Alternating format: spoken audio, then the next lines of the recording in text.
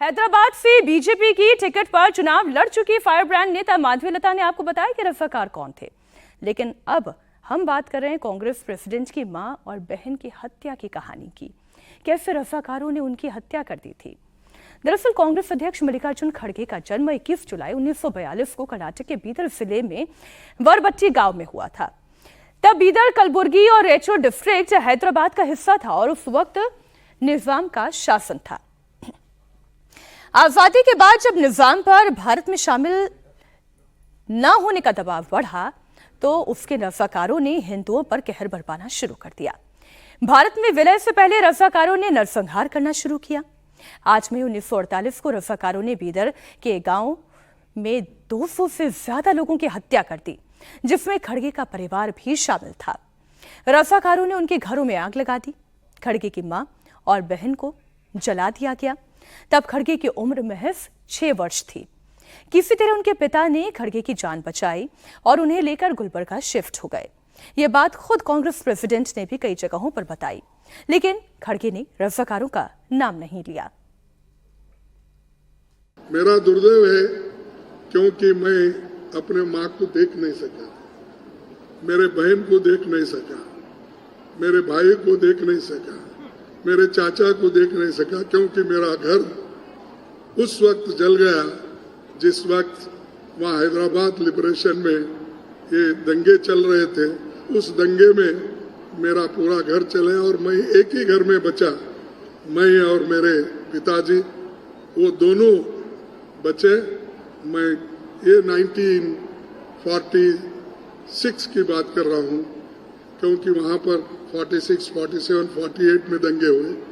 तो सिर्फ हमारे पिताजी ने मुझे बचा के संरक्षण करके गांव-गांव लेके गए। फिर आखिरी में गुलबर्गा में हम आके बसे।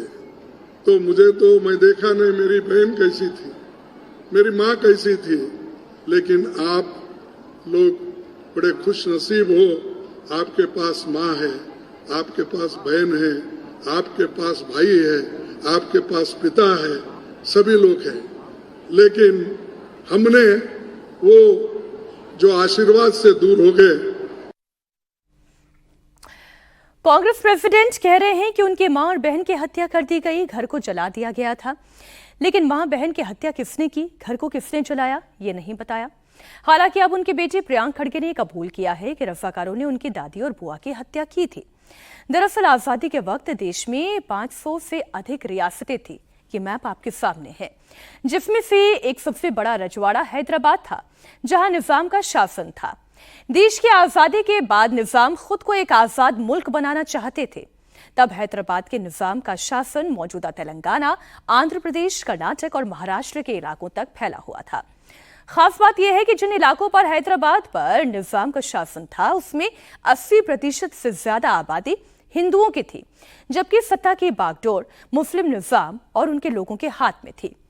देश की आजादी के बाद जब गृह मंत्री सरदार वल्लभ भाई पटेल ने हैदराबाद में सैन्य हस्तक्षेप का आदेश दिया, तो ये रजाकार खून खराबे पर उतारू हो गए।